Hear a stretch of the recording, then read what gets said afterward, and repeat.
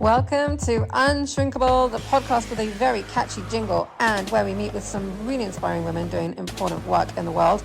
Get ready for powerful stories and practical tools to support you on your healing journey. I am your host, Emily Katz, and now let's dive into the episode with our next beautiful guest expert. Hello, everyone. I am so excited to introduce our incredible guest today and my lovely friend, Ruthi. Ruthi is a somatic therapist specializing in sexuality, Tantra, trauma healing, nervous system regulation, and psychedelic integration. She helps clients reconnect with their bodies, regulate their nervous systems, and create space for deep embodied transformation. Based in Ramat Gan, Israel, and working online as well, Ruthi also facilitates monthly Tantra couple workshops, T.R.E workshops, and will be teaching Model 1 of T.R.E in June 2025. In our conversation, Ruthi will share how trauma gets stored in the body, why talk therapy alone isn't always enough, and how somatic healing can unlock new levels of self-awareness, emotional regulation, and intimacy. We'll also dive into the power of Tantra, the practical applications of polyvagal theory, and how T.R.E can help release deep-seated tension and trauma. We need some of that today, don't we? Now, her clients describe her work as profoundly valuable in both daily ritual and emotionally charged situations, and say that with Ruthi's guidance, I've been able to heal my pain and create a real relationship with my body. Others have called her patient, curious, and deeply respectful, making it easier to open up to new practices and healing. Get ready for a fascinating, insightful, and deeply transformative conversation with Ruthi. Let's dive in. Hello, Ruthi.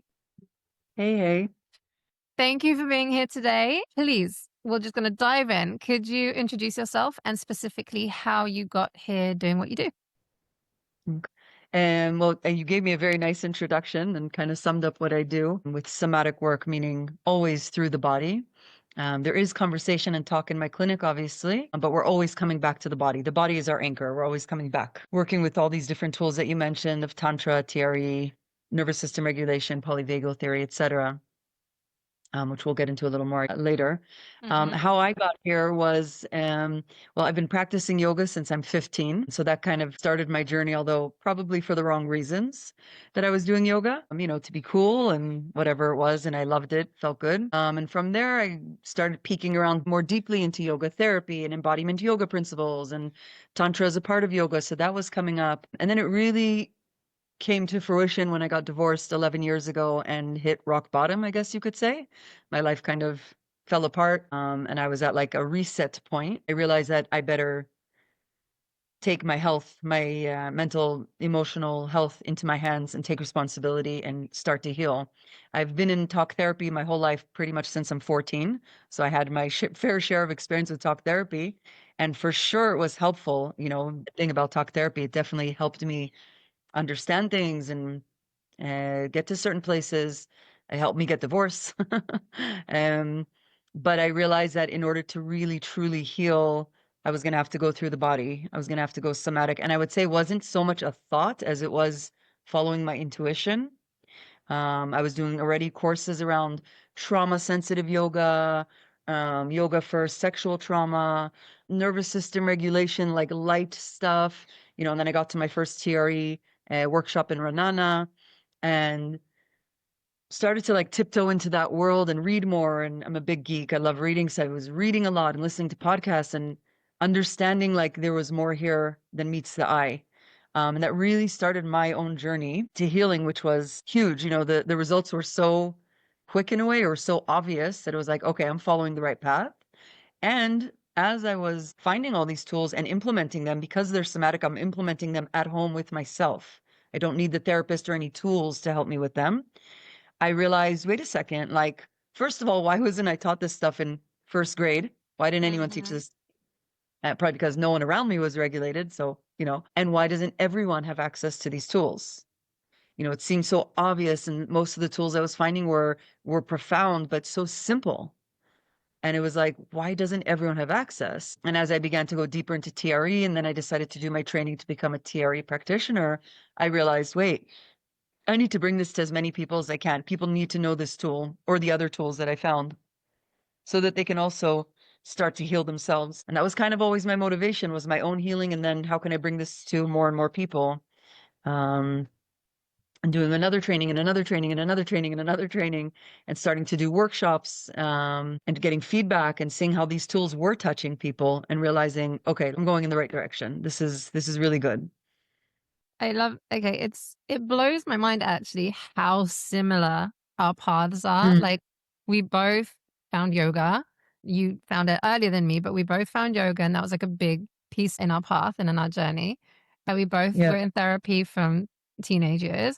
And then we both got divorced, and that was like kind of deep dive into the self-healing that like was like the catalyst. Yeah. And then we found tools that really worked for us. And then we're like, why isn't this something that others are doing? And realizing that we can do things for ourselves. And literally, it's so parallel. It's really mind blowing. What I really find fascinating as well is the idea of the podcast is helping people find what works for them. Right. And so even we had such similar paths and even similar experiences in some way too, and similar like epiphanies and breakthroughs with, finding these tools. They're different tools, right? So like Yeah. I found tools that are really like effective for me, and you found ones that are really effective for you. And so I think it's really important that we do this work and that we do share about all the different modalities and the different approaches that exist. And so I'm really fascinated to learn a bit more about the things that you use, because I know I'm going to learn a lot in this episode. So Mm, can you tell me a little bit about TRE then? Let's start with yeah. Yeah. So TRE stands for Tension and Trauma Releasing Exercises. It was created by Dr. David Berceli, and he developed this method being a body worker and a clinical social worker by observing how people were reacting in high tension places, literally all over the world, and noticing how we all have a tendency to go into fetal position when we're afraid or when there's a siren. It might not be full fetal, but there's a contraction where the inside of the body is moving, we're moving inwards to protect our organs. And that we also have an organic reaction of tremoring, of shaking, where if you look at younger kids, children, they have no problem expressing that because they haven't yet been conditioned. And as we get older, we kind of hold it in or shut it down. We see shaking as a sign of weakness. I would say that's one of the when we go biggest. into shock, like we shake as well. Yeah. And so, he understood that, wait a second, this is just as animals shake in the wild to regulate their nervous system. We're also animals. This is a feature that we have. And unfortunately, living in modern Western society, it's been shunned or associated with weakness or panic or anxiety or, oh no, something not good. When actually it's our nervous system's way of starting to regulate or find its way to more organization. Hmm. I would say that's one of the biggest takeaways in all my workshops, where people come up to me and say, wow, just making that shift of tremors, that because everyone knows what a tremor is. Let's say we're on a podcast right now. If everyone who's listening just stops for a moment and just to notice what's happening in your body, unless you're really numb, which it could be, some people are numb and that's okay, Yeah. you'll notice some movement or some buzzing in your body. And probably for many people, their first reaction or association or interpretation will be not good. Let's say shut that down or get distracted or, oh no, that maybe I'm having anxiety. And so I really try to help people with this through this method by understanding, no, those tremors are really good. This is a really good thing. It means your body is working well. So It means when your like nervous people with system's stage regulated. fright, for example, or are anxious and nervous, and they start to like shake, that's Yeah, actually your it's body trying to excitement. regulate. It's excitement. It's just excitement. We're excited. There's movement. There's excitement. And if I could just be with it and let it move. Actually, it's interesting. Last year, I took a course for public speaking because Mhm. I have anxiety around public speaking. I've been working on it over the years, and working with the voice, movement, expression, public speaking coaches, people who are in theater. One of the tips that they have is before you go on stage or before you perform or before you give a presentation, get into it's not about sitting and thinking. It's a lot of shaking. It's a lot of doing all kinds of movement so that you discharge that The energy. energy. Uh, and if I do notice personally, and I think this can be applied really in any situation because it's vulnerable and people appreciate vulnerability, is when you get up on stage and you're shaking, name it. Just name it. You know, in my workshops, sometimes I name it like, wow, I'm so excited. I'm like buzzing, like, sorry for my movement. I'm really buzzy, but I'm fully present here with you guys. That's so And cool. that's it. Yeah. It reminds me as well of like we fear the unknown. And so when our body does things and we don't understand why it's doing it, we get scared and we judge it. And then it kind of amplifies it because then we're fighting it. And I Right. feel that there's a piece there that when you understand what's happening for you and you know, and if it actually like making it a good thing, like your body is just protecting you or regulating you or doing something that it's meant to be doing, that takes away so much of the judgment or the shame, even. Like sometimes you'd be embarrassed about it, right? And that just completely reduces the impact of it as well, like the negative, it like halves it. And then you're not fighting yourself anymore. And it's just that in and of itself is a shift, big one, right? Just like understanding what it is. Yeah. That's Yes. so okay. And Yeah. so what does like a TRE session look like? Like what kind of how does it work? Yeah. So T.R.E is only one of the modalities I Yeah. work with. I would say definitely a prominent one. Some people come to me just to learn T.R.E. So they'll Mhm. come for like an 8-week program just to learn T.R.E and polyvagal theory to learn about their nervous system and how they're moving about in the world. And Mhm. other people are coming to me for some sort of journey, and that will be within their journey that at some point we're going to touch on that also. So it looks like first of all, really understanding our nervous systems. I do charting with people of polyvagal theory where we look into our nervous system and really understand what does my fight flight look like? What does my freeze look like? What does it look like when I get disconnected? What does it look like when I shut down? What does it look like when I disassociate? What does it look like when I get triggered? How do I react to my kids, to my partner, to friends, to whatever? And then also, what is the part of me that is able to regulate and be in connection or socialize or assertively communicate, which many people don't know how. I certainly did not know how until I learned how. I've also studied nonviolent communication for 6 years, and that's a big part of work in my clinic of learning how to assertively, responsibly communicate myself. And so we learn about these three different states to understand where are we through the day and what are the different things that trigger me into these different states, or what are the things that glimmer me into being ventral, into feeling connected and safe so that I could communicate and be in connection. And so that's a few charts that we do in succession week after week, where we're literally with a pen and paper and crayons with color, really charting the nervous system and understanding my nervous system, which just like you said about the tremor, just knowing that the tremor is something good and healthy and organic from my body. Once people see their nervous systems on these charts, it also relieves so much tension, pain, shame, guilt, judgment, because suddenly they're like, oh, like I'm not messed up. I have a nervous system that reacts automatically as it should. It doesn't mean Mhm. it's healthy, but as it should, because it's there to protect me. But now bringing consciousness to it and looking at the charts and then working with the practical element of TRE, which I'll explain in a moment, then I get to see how it goes together. And then they walk away with so much more deep understanding and practical application of how to work with my nervous system. And so then within that 8-week program or within a long journey, we're doing the maps. And each week with the maps, we're also doing a TRE session, which the practical element is about 15 to 20 minutes of shaking and about 5 minutes of rest at the end, like a shavasana kind of thing. And working through the tremors, learning how to self-regulate.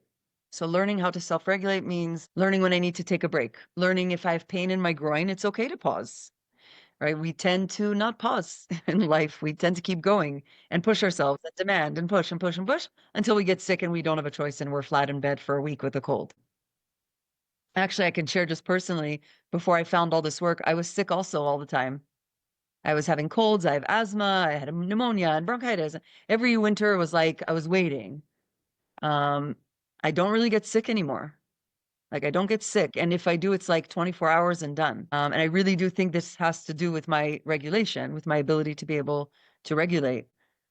So back to the sessions, it's mapping the nervous system, understanding polyvagal theory, understanding the vagus nerve, understanding our automatic reactions, and then how we can self-regulate and be more self-attuned and be more in choice. I like to say be more responsive, less reactive. And we do that with the mapping and with the practical lying down on the floor, bringing the tremors in the legs. Eventually it travels through the body and your whole body could be tremoring. It could be exorcism style in reorganizing the nervous system and letting things free up and release while also rewiring and getting the nervous system to be in a different state. I will add what I loved about TRE was that it requires minimal effort.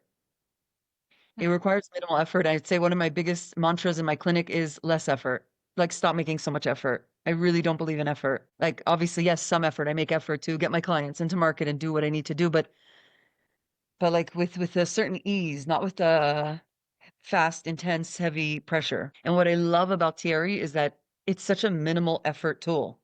You can do it in bed, you could do it lying down on your yoga mat, you could do it sitting on the train, you could do it lying on the beach.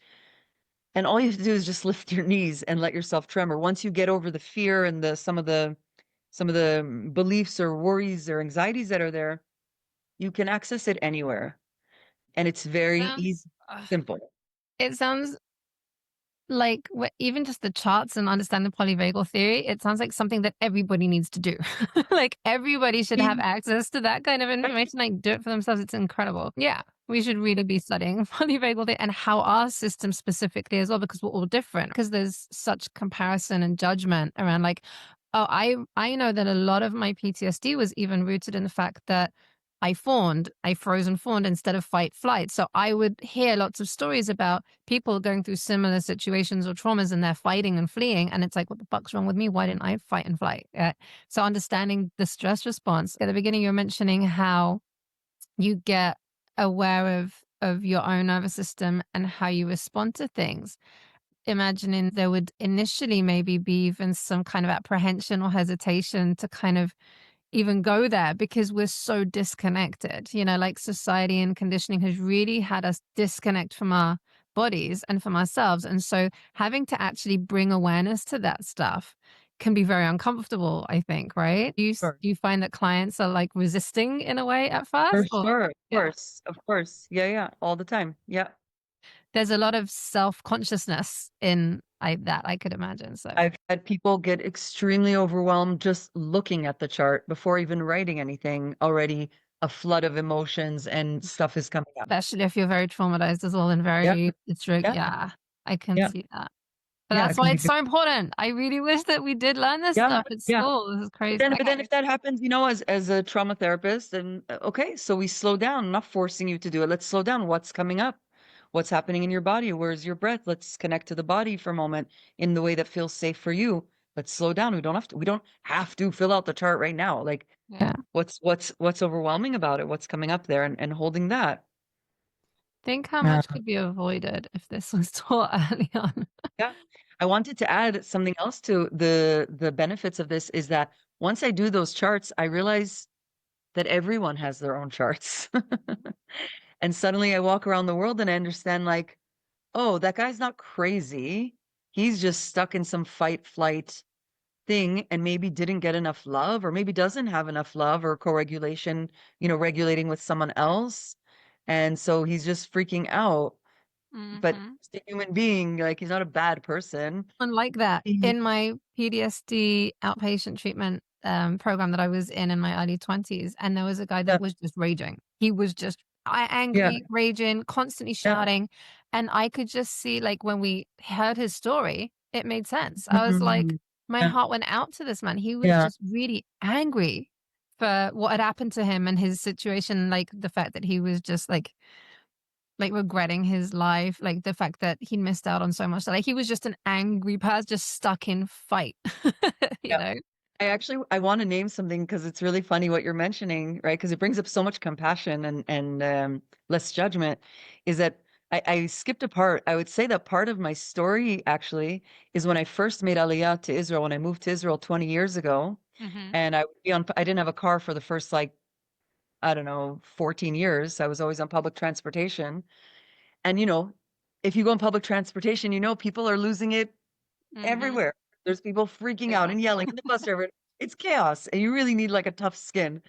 And I remember I was into meditation already, and I remember just observing it and noticing people losing it and being like, what is going on here? Like something's going on. Like why are people losing it on the bus? Why is the bus driver freaking out at me? Like everything was so disproportionate. And that's where like some alarm bells went off of like, okay, there's something really disproportionate happening here.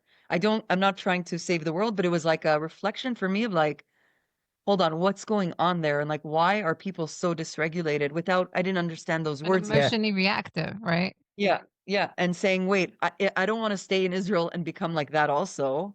Like, I want to actually get more regulated. So that was also like an inspiring moment for me. I love that. Thank you for sharing that. Okay, so when you said TRE, and obviously you use other modalities too, an integrated approach. And so could you tell us a bit about Tantra? Because that is something that I'm very curious about hearing about Yeah. too. Yeah. So yeah, each of the modalities I studied led into the next thing that I studied, from yoga therapy to TRE to sex therapy to focusing and family constellation and tantra therapy. So tantra in Sanskrit means woven together. It's kind of like achdut, like oneness. So it's holistic, right? We don't see anything as good, bad. There is no good, bad. Everything is here interconnected. We're all part of one webbing. Could get into the psychedelic talk where everything is interconnected in this reshet, in this webbing of things, but it weaves together sound, breath, movement, the act of deep presence, and moving energy. So, meaning most people who call me or reach out to me, or, think Tantra is sex. Like, What I and it's got. not right. So not at all, not at all, right? I could be living a very tantric lifestyle and not be having sex. Sex is just one element of it because again, we said it's oneness. And Hmm. so it's learning how to be deeply, deeply present, also moment to moment, present and grounded, let's say as I am here with you, and also moving my body. So I'm moving my energy all the time so that I'm not frozen, stuck, and wondering why I feel so depressed and anxious. Well, if you don't move your body, there's no movement. Of course, you're going to feel depressed and anxious. Um, so it's really how we relate to life, how we are moving through life. Tantra is almost like a lot of mindfulness because if I am moving through life where I am noticing everything and I'm noticing colors and the leaves on my plants and how they're growing every day and pausing and feeling my breath, I'm much more alive. I'm much more in the moment. I'm not running to the next thing. I'm not looking for my next fix.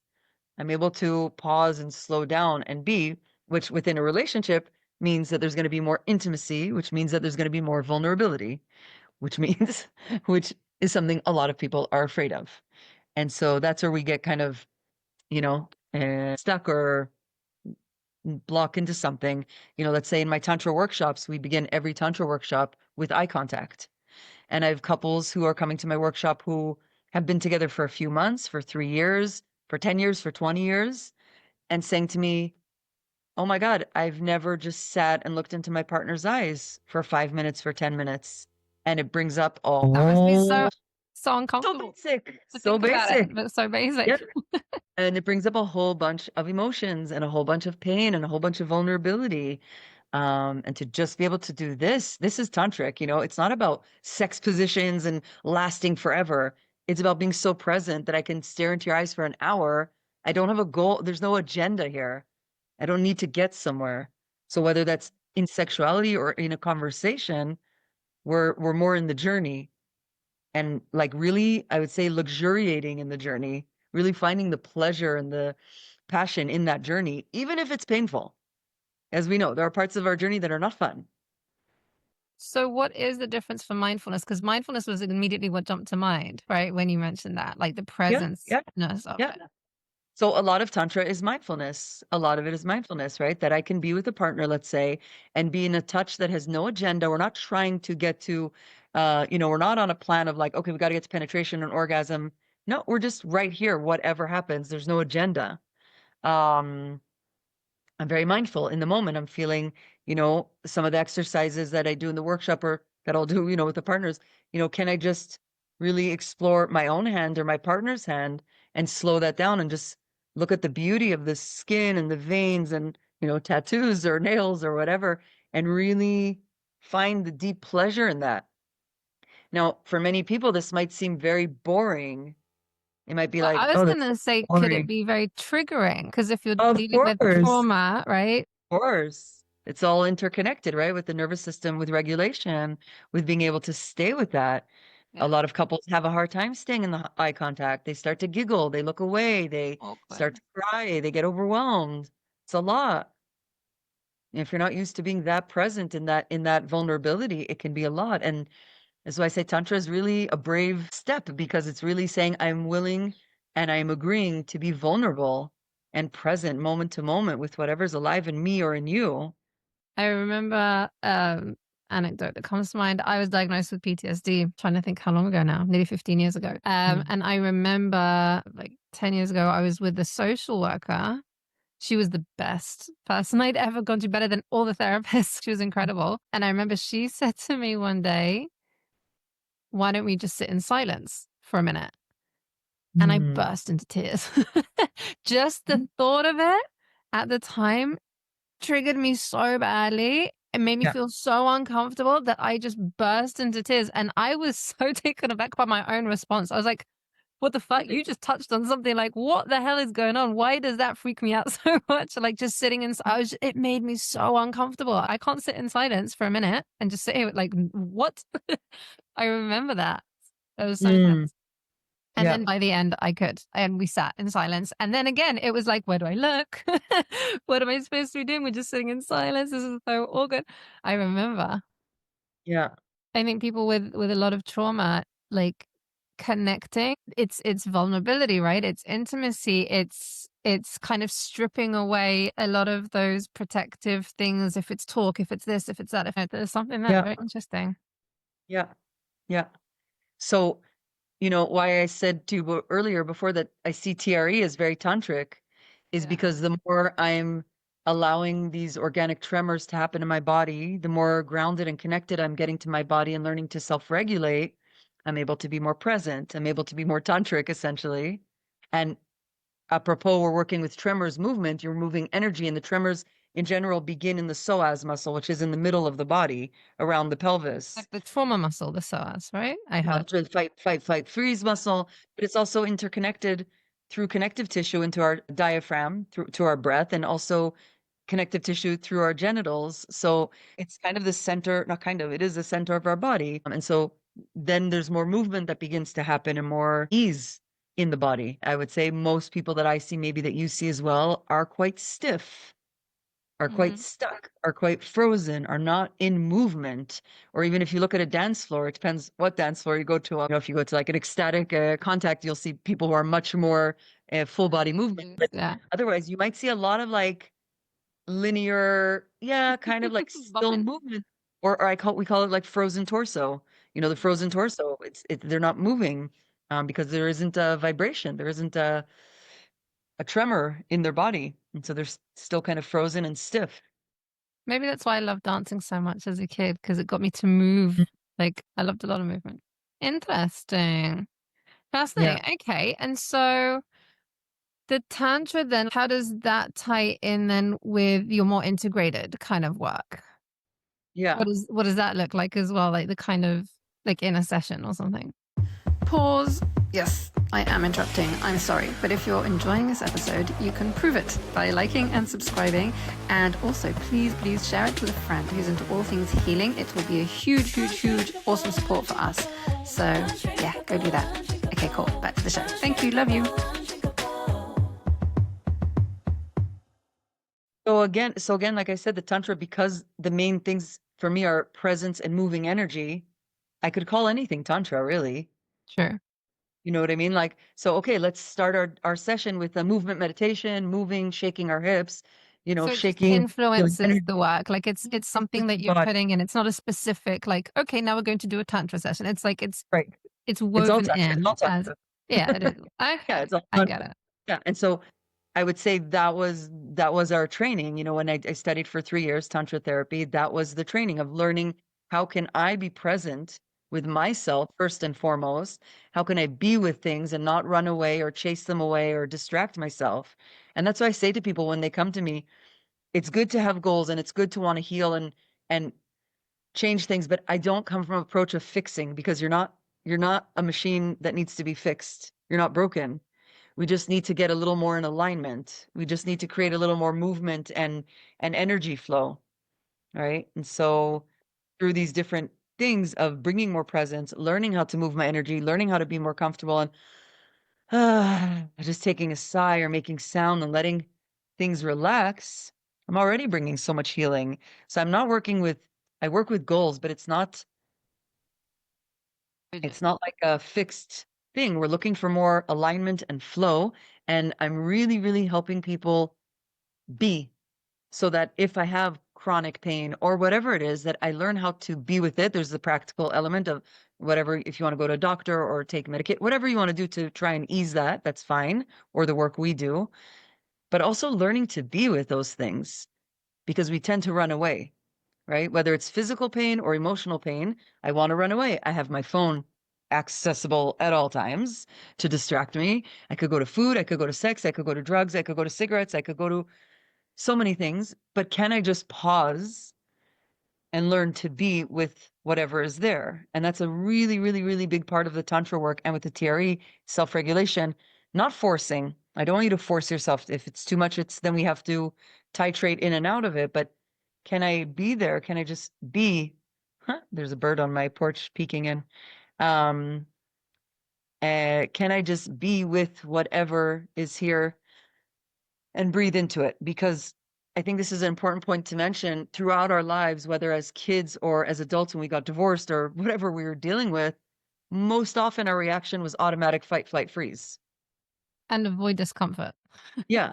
Right. So, which means there was a clenching or a contracting. Yeah. So now I want to create more movement so that I can pulsate and move that energy through my body and ease up the blockages. And also by bringing the breath in and awareness and mindfulness and feeling the trigger and taking some deep breaths, again, according to your dosage and what you can contain with me there guiding you, Yeah. I'm changing the pattern already by feeling that charge, that overwhelm, and then breathing through it and learning to be with it. And that immediately allows widening, allows expansion and spreading. And so maybe the next time that trigger or overwhelm comes up, I'm not as triggered. Something is a bit less and I can breathe through it a bit more easy. Hmm. It's again like so your approach is far more body oriented. Mine is more like intellect, like with the mind, you know, like cognitive, trying to make sense of the thing. So it's literally the same stuff. It's just a different way in, or a different way of approaching it. And so I really like the approach that we have to it, like the discomfort, just being with it, as opposed to trying to just escape and run away from it and avoid it.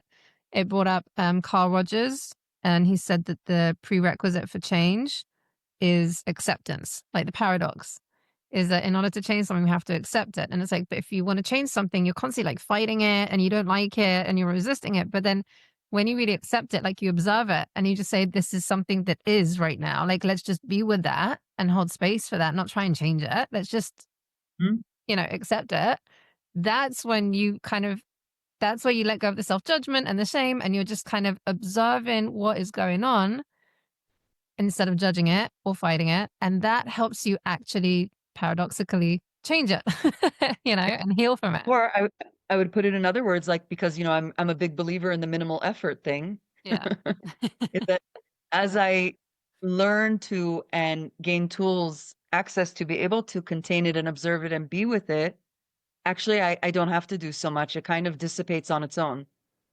I love It's that. that efforting and the like, I have to change it, I have to change it, I can't, it's too much, that just makes it worse and bigger Yeah. and then anxiety and rather than just, okay, wait, can I just sit with it? Maybe there's some discharge. Maybe I cry. Maybe I feel. Maybe I, punch a pillow, whatever. I usually feel some relief afterwards. And I could speak for all my clients. There usually is some relief afterwards because it's not necessarily, I wouldn't say necessarily it's about acceptance, but more observing it and becoming more of the observer, less engaging with it and saying, okay, there's something uncomfortable right now. Nahon. Like I'm sad. I'm in pain. I'm dealing with whatever. It's overwhelming. And just breathing into that. And then it kind of starts to soften on its own. I have two examples that pop into mind because it's something recent that then remind me of that thing. Hypnobirthing. So like when I think it was my second, no, it was my first. with my first son, I remember it was like the pain, the contractions. You're like, ah, whatever, very vocal, very like, and you're fighting your body. It's like, oh my God, like the squeezing and and you're really fighting it. And then I remember I wanted natural birth, and the midwife came in and she was like, give me your hands, relax your shoulders, relax your hips, breathe in through the nose, out through the mouth, and just kind of and like focus on relaxing, like releasing the tension, and I stopped fighting it just by focusing Mhm. on like mindfulness and like focusing on different things in a way, but then also just realizing it's just a contraction, it's a squeezing, like this is what's happening. Don't resist it, don't fight. Like automatically it's fight flight, right? It's like fighting it. And Yeah. just being able to kind of be with it with the Yeah. hypnobirthing, I still felt the pain, but it was I could breathe through it. So I wasn't shouting and I wasn't and then I went into like a meditative like state, and my husband and my mom was sat there and they're like, "Is she having contractions?" And you could see on the thing go going bing, bing. And I was just like, shh, shh, be quiet. Like don't Yeah. get me out the zone. And I was just like it was amazing. Yeah. And the thing that Birth is reminded me such of a that great yeah. is crazy. But the thing that reminded me of that was that I think it was last week I went in the sea, and it's freaking freezing, right? It's winter, so it's like 15 degrees. Not that cold, but it was cold. Um, Mhm. and I remember like I'm getting in like, screaming, screaming, screaming, screaming, like I can't do it. Oh my God, this is freezing, this is freezing. And my friend was just like, just it's fine. It's just let it be, just let it go. Like, so it's cold. Okay. Like focus on your breathing. Like just Mhm. breathe through it. And I did, and then I was like, oh, I can swim now. Like it just took it away. Like Yeah. it was less amplified because I wasn't fighting it, you know? I love that you brought up birth and water Yeah.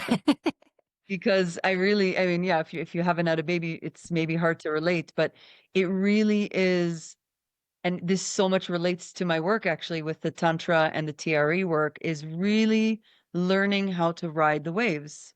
Mm, Apropos birth, with each contraction, you're getting closer to the baby coming out, right? mm, Assuming it's a healthy natural birth and everything is okay. Each contraction is actually propelling the fetus farther down the birth canal, mhm. right? And so you actually recognize, okay, as you said, like, okay, it's painful, but th that's how we were Good created. thing. Like, if we can't change the system, this is how it is, really. And this is life. Like, this is how I look at the nervous system charting or the TRE is, and the Tantra work with the mindfulness and presence is, how do we ride the waves? And how do we ride the waves so that they're not here and here, they're not spiky, but that they're a bit softer and I don't get stuck. I would say this is like one of the biggest things as well. How do I navigate the waves and not get stuck in any state? Mm, So I know how to move through the states. I know how to breathe through the contraction, call it contraction of birth or contraction of life, right? When I have a moment of heartbreak or something is contracted and I'm like, oh, I don't want to be in the world today. It's a contraction. but then And how do I process ride it that and then wave? alright. Yeah, just be with it, work with it, move with it, give it love, whatever tools I'm going to use. And then I can ride the next wave because there's always going to be another wave. The waves are never going to stop coming, but we Mm. can learn how to ride them a bit more efficiently. But I also really like I'm making like all these various connections simultaneously when listening to you Mhm. talk. I loved as well that you mentioned about the escapism piece and the avoidance piece. I think that that is something so, so prominent in just like mainstream, like day to day life for so many of us, whether it's scrolling, right? Whether it's eating, comfort eating, whether so many of my clients and me as well, like, with addictions, I struggled with drinking and substance abuse, and now as well, even myself, I do struggle with the scrolling and everything because it's so ridiculously addictive, right? But then when I'm looking at it, because I know, it's like, what am I escaping? What am I avoiding? Why do I not want to be in the here and now? Why do I want to be doing that and not feeling or disconnecting or comforting? Like, why am I looking to self soothe in these ways? What am I avoiding? Right. And so I feel that it is actually a really, really important piece, this somatic, like reconnect and just be with what's going on. Don't try and avoid it for a second. Let's just be with it, right? Um, but is there something that you would say to that piece? Like if someone, let's say someone like comfort eats or stress eats or something, like how would that like come into play? Yeah, you just brought up, I was writing down, it reminds me, I don't know if you know or whoever's listening, Tara Brach is a really great Buddhist meditation teacher as well as a psychologist. And she asks the question, which really, I think accompanies me everywhere.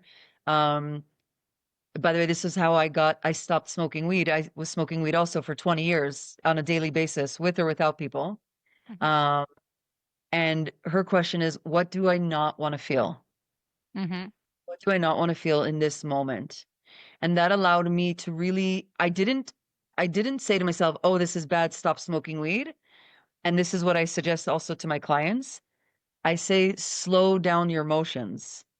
Start to slow it down. So I'm at a party. Let's say I remember this moment so vividly. Was it? No, it was before Corona. I remember this moment where I was sitting on a couch at a house party, and there was that urge. I'm going to go outside and roll a joint and sit with people.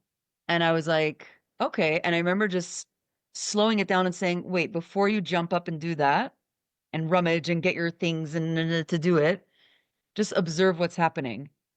And for me, it was always very clear, okay, I'm running from, or I don't feel like I belong, or I haven't found someone to connect to, or I'm feeling alone, or I feel not cool or not sexy enough, or whatever my Or super story triggered and all. is uncomfortable. And so I'm like, I don't know, go and do this with some people. And then, and so I just started to slow it down. And so I say that to clients who are addicted to porn or who are overeating or eating emotionally or whatever it is. Just slow down the motions. Don't even stop doing it right now. Just Mhm. slow down. If you bite your nails, or you crack your knuckles, just slow down the motion and see what happens in that slowing down. You'll get so much information already there. And then Mm. there's less judgment and less like, I have to, and this is bad. And I'm not talking about more severe addictions. Yeah, we're talking about just, like you said, the regular everyday. It's just slow down, just slow down. Just notice what you're doing. Notice Okay, what are I you running was from? What don't you want to feel?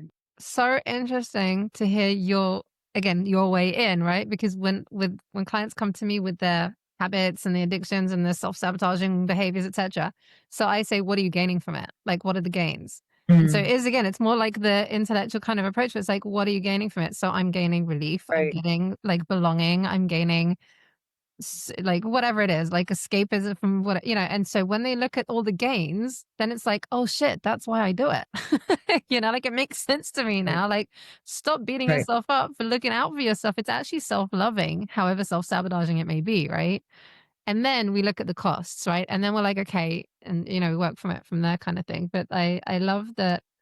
I just love hearing the different ways in. Yeah. Yeah. So cool. Okay, awesome. And Mhm. so usually, at the end of an episode, I ask my guests to share an exercise or a tip. I kind of feel that that was a really good one. Is there anything that you would want to add, though, or stick with that one? Because that one's the what do I not want to feel, I think, is for me, hands down, huge takeaway from Yeah. this. Yeah. I would say that's a huge one. Is just, and this is why, like, I realize, I realize this about people, how addicted we are, how much we're running away, how avoidant we are. And let's say living in Israel, how stressful life is here. Like, my And Lord, it's dysregulated. stressful. Like, come on, everyone is having a hard time. Like, no one is just like la la la. Everyone's struggling. And I really try to give tools and tips to clients that are accessible. Mhm. And usually that starts with noticing. That's usually the easiest because I don't have to do anything. I don't have to really stop necessarily. I don't have to sit down and write. Like, I could just notice, okay, can I start noticing my habits, my patterns, my interactions, my reactions, and what kind of incidences am I having throughout the day? Do I notice every day around 2 o'clock something starts hurting me in my tummy? Not from something I ate, but something in work, or can I start paying attention? For some people, that in and of itself is really difficult, right? Like I know. that's I already know. like a okay, Yeah. like Yeah, yeah, yeah, really yeah, yeah, resistant. yeah. Yeah. Do you have One, like tips for them yeah, or yeah. like So one of the things I give to clients to do is I say, first of all, this is within a working space of already the first session, I'm connecting them to their body or their breath or their sensations. I'll tell people, put a reminder in your phone 2, 3 times a day to scan your body. And just take a minute to scan. Even if you notice with that scan, I'm numb. I don't feel anything. What is she talking about? I don't notice anything. Or you might notice, oh, I'm hungry, or my pants are too tight, or my hair is like bothering me, or I have an itch on my shoulder. Like that's simple, right? Hmm. It doesn't, and don't even take it deeper than that at first. Just notice it and go back to what you're doing. Love that. And so that's a really nice way to start, and then you might come back after a week and say to me, I noticed I was numb. I didn't realize how numb I am. Oh my God, am I walking through the world numb? Because numb is also a sensation. And then that shows you what needs a bit of And then that's also a exploration. bit, confronting. Good Yeah, data. yeah, yeah. It's exactly what I say to people. Gather data. Let's gather data. Let's see what data we can gather without judgment, without being mean to yourself, noticing what's happening, noticing your reactions. I actually remember I had one client, and that was probably what led to one of the biggest breakthrough in working together was when I said, just observe, like release the judgments and just observe. And they came back being like, that was a game changer. It sounds so small and insignificant, but actually, when you really do, it's bringing awareness, right? It's being more mindful. Yeah, Yeah. I get it. Suddenly you might notice that every time someone starts to talk to you about a certain subject, your shoulders clench, or you tighten your anus, or people notice, oh my God, I'm not breathing. The breath is the biggest one. People are like, I notice I don't breathe through the day. They'll pay attention to their breath and suddenly be like, I'm not breathing. That's I a big had that one. with postnatal anxiety with my firstborn. I remember I noticed I was at the corner store and I was paying, and then I was like, like I'd been holding my breath, and I was like, what the fuck, Mm, and mm, lockjaw, like my jaw would hurt towards the end of the day because I didn't realize that I'd been tightening my jaw the whole day. yeah, And I also there's some so the way that I find the way in with like this with awareness and the triggers and discomfort is trigger work. I have a like a worksheet trigger work, but sometimes it's actually really tricky for people. And I love that you really break it down and just simple, like yeah, just notice. That's yeah. beautiful. And what we do here, let's say in the clinic, is they might do a meditation and say, I'm not noticing anything. I'm just in my head. And I'll say, okay, so let's just notice that you're in the head. Or bring a hand to your heart and bring a hand to your belly. Can you feel the weight of your hand? Can you feel the warmth of your hand? Can you feel the energy? Like, does it suddenly feel warm now beneath your hands? Or can you clench your hands and then release them? Or rub Like if your you think hands? about it, if you spent your whole life disconnected and just not used to feeling, then it's gonna take you. We always suck when we start doing something new. Like we're not very good at something, but so like you got to practice. You got to tap into like reconnecting. It's gonna take a minute. Yeah. Yeah. And I think that's such a good point to mention actually, because I think I see that some people come to this work and think that there's going to be quick fixes and that, Mm. oh, it's somatic work, so it's going to be quick. And, when will I be okay? And I'm like, I don't know, I'm like never. Like life is really intense and there's so many unknowns and someone in your We're life is going never to die at fully some healed. point and you're never fully healed. It's a constant work in progress. And that's the Tantra piece of just recognizing that we're all on this journey. Until you die, you're on this journey and just learning how to be with it. Um, but I like to really emphasize, and being that this is a podcast and I'm sharing about my work, is there is no quick fix. Yeah. It's not about getting to the end. My agenda really is to give people the tools that I didn't have, that I had to go search and spend God knows how many, maybe 1 million shekels already on so many different treatments and courses and things because I was so effing dedicated to like healing myself. I just had to like life isn't perfect. It's really not perfect. It's full of pain and it's full of difficulties and annoying tasks. But I have much more ability to ride the waves and to regulate myself.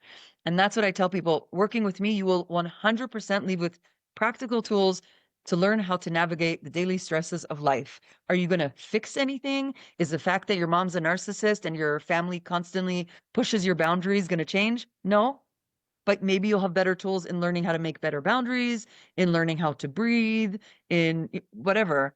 Um, but it is a slow process, especially if you're very disconnected from your body. It is going to take time. As you said, if you've been disconnected from your body for 25, 35, 45 years, why do you think you're going to be connected in 6 weeks? It's going to take a few months. It might take a year or two. It's going to take time. And to really 100%. to really respect that, to really understand that actually that time is good because actually I really want to emphasize this because wow, everyone's on speed. Actually, the slower you go, the more integrative your work will be and the better, more effective, longer lasting change you'll see.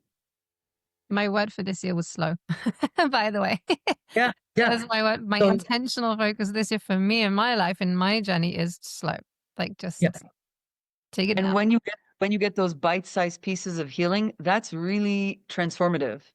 That really creates embodied change. That's the embodied change. I'm not here to feed into your next addiction. If that's what you want, go to someone else who's promising you the moon. I'm not promising you the moon. I'm saying to you it's going to be slow. It's going to be slow but very integrative. But you know, I have found that when you do have someone who is in a growth mindset, who is very receptive, right? And who is taking on things and they do start tapping in and reconnecting, and I call it even rehabilitating the relationship with yourself, right?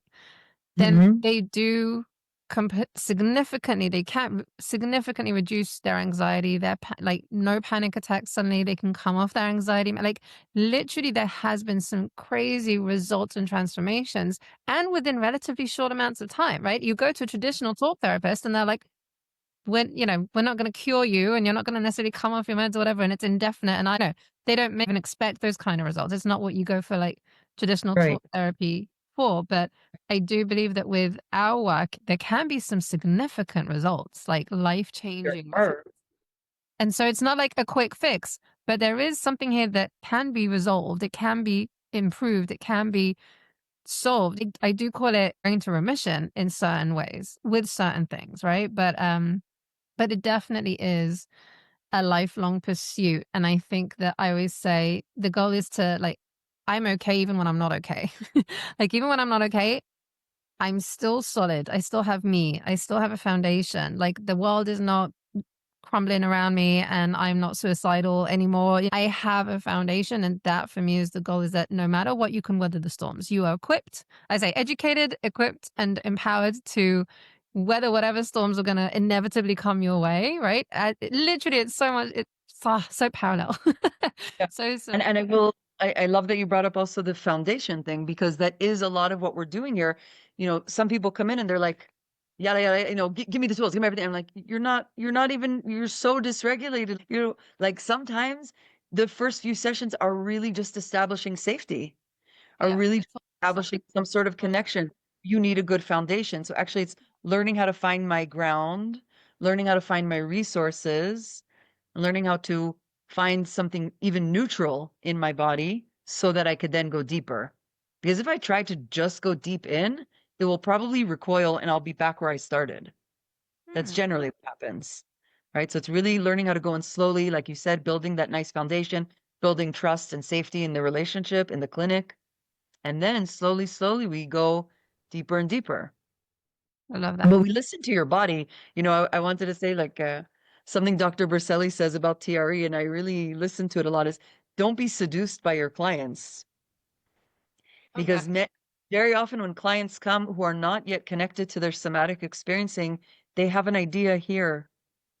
They're very convinced of where they are and what they're at. And yeah, I'm so open and I can and no. But then we go into the body and I see something completely opposite to what you just told me. Hmm. And so I've learned to, when people talk, it's like, okay, there's a lot of words and things, and I'm not dismissing what you're saying, but let's see what's happening really in the body because that will really show us. That will really be very obvious. I love that. Yeah. Like superpower. You can see someone do their body. I love that. Yeah. Yeah. I mean, even, speaking about learning to feel sensation is sometimes I'll say to the client, can you just notice without judgment, notice and name the way you're sitting?